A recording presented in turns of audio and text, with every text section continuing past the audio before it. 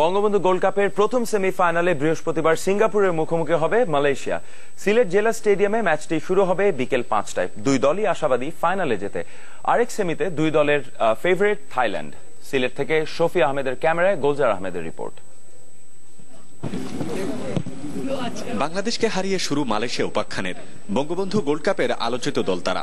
শুধু স্বাগতিকদের হারানোই নয়, শ্রীলঙ্কাকেও 2 গোল দিয়ে নিজেদের জাল সুরক্ষিত রেখেছে মালয়েশিয়া। ঠিক বিপরীত গতিতে শেষ 4-এ জায়গা পেয়েছে সিঙ্গাপুর। 1 ড্রয়ে 1 পয়েন্ট নিয়ে শেষ 4-এ জায়গা করে নেয় দলটি। প্রতিবেশী দুদেশ মুখোমুখি সেমিফাইনালে। র্যাঙ্কিংয়েও প্রায় কাছাকাছি শক্তির দেশ দুটি। 154তে মালয়েশিয়া আর 3 ধাপ নিচে সিঙ্গাপুর। ফাইনাল স্বপ্ন দেখছেন দু coach. Singapore is familiar with our game also. আমাদের খেলার ধরন একই রকম। ম্যাচটা কঠিন হবে দু দলের জন্যই। আমার ধারণা খেলাটা ভালোই হবে। ছেলেরা ভালো খেলেছে, তাই সেমিফাইনালে উঠেছে। ভালো খেলে ফাইনালে যেতে চাই। অধিনায়কদের ভাবনাতেও নিজ দল। সিঙ্গাপুরের সাথে ম্যাচটা সহজ হবে না, তবে ভালো খেলা উপহার দিয়ে ফাইনালে যেতে চাই।